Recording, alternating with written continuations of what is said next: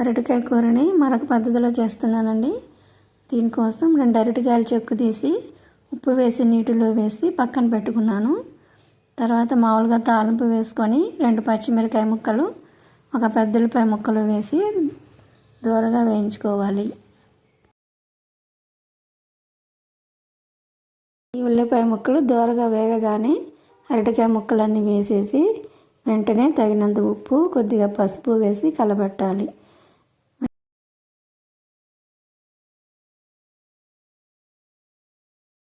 కొద్దిగా నీళ్లు పోసి సిమ్లో ఉంచి ఒక 5 నిమిషాలు ఉడకనివ్వాలి. నీళ్లు మరీ ఎక్కువైతే కూర బాగా మెత్తబడిపోతుంది. సో కొద్దిగా వేసుకోవాలి. ఈ అరటికాయ ముక్కలు త్వరగా ఉడికిపోతాయి కాబట్టి ఒక 5 నిమిషాల తర్వాత ఒక 2 చెంచాలు బెల్లం తరుగును వేసి కలపాలి.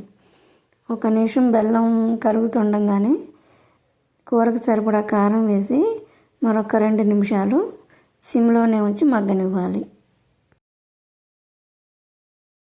చివరిగా ఒకసారి కూరంతా కలపెట్టుకొని ముక్కలు పూర్తిగా ఉడికేయలేదో చూసుకొని 1 చెంచా నిండుగా బియ్యపిండి వేసి ముక్కలన్నిటికీ బియ్యపిండి పట్టేలాగా కలుపుకుంటూ ఉండాలి. బియ్యపిండి పచ్చివాసన పోవాలండి. పచ్చివాసన పోయి కొంచెం కూర పొడి పొడిలాడుతూ క్రిస్పీగా వస్తుంది. అంతేకాదండి, ఈ బెల్లము బియ్యపిండి వేయటం వల్ల కూర కొద్దిగా ఒదిగవుతుంది. బియ్యపిండి ఇంకో చెంచా ఎక్స్ట్రా కూడా వేసుకొని కలుపుకోవచ్చు.